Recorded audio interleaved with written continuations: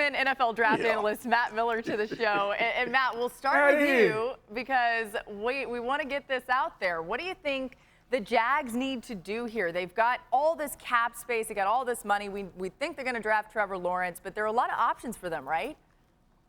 Yeah, I didn't realize we were jacket optional today, by the way, guys. Oh, yeah. Wow, look at this here. Take your jacket off, Come Matt. on now. Come on. Right. No, there are a lot of options for Jacksonville. At pick number 25 overall, we've spent months talking about what happens at 1.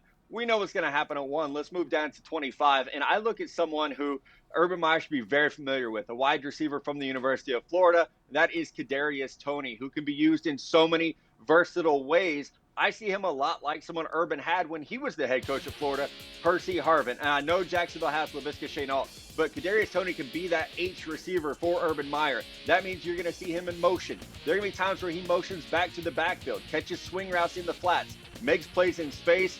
He's aware. He's tough. I know Kyle Pitts got a lot of touchdowns from Kyle Trask last year, but Kadarius Toney was exceptional after the catch. He's not maybe the fastest guy in the open field, but fellas, I think this roster is much, much closer than people realize if they can draft well in 2021. Wait, really fast before Booger jumps in. Like, how close are they, Matt? Are you talking the next 2 years, the next 5 years? Give us some more there.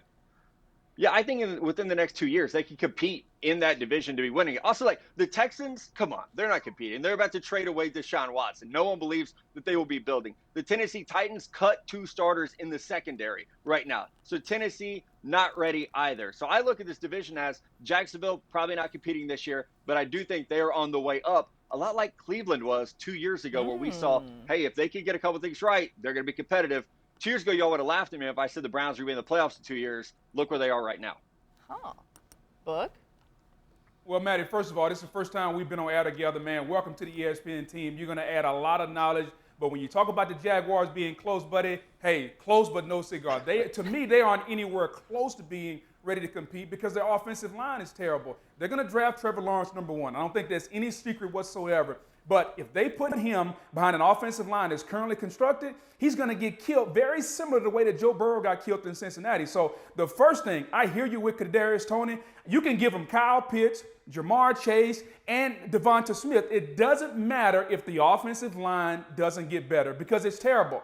So much in the fact that they put a franchise tag on Cam Robinson, who in my opinion shouldn't have been franchised. But that just shows you how desperate Jacksonville is to keep some offensive line talent. They got to go out and build this offensive line in the draft. And then maybe, just maybe, Matty, I can be talked into drafting a receiver later on. But early on, we got to get offensive and defensive line help.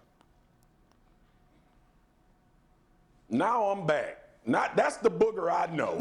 The line of scrimmage got to get fixed in order for you to be trending in the right direction. But I will say this.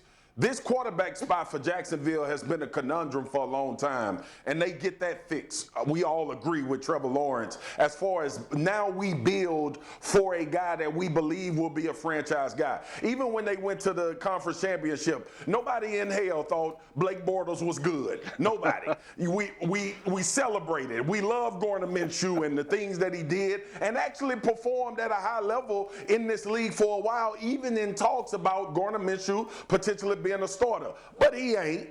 Trevor Lawrence is going to fix a lot of stuff that they need fixed in Jacksonville. So to your point, Matt, I understand the concept of what you're talking about. I understand why you would say that, but I'm with Boog as well. If you don't fix or have a line of scrimmage in the NFL, you ain't close to nothing. So depending on what they do in that level in the trenches is when I can determine how close Jacksonville is. They ain't close right now. You know, Matt. Hey, 11 picks in this draft, though. 11 picks and $74 million.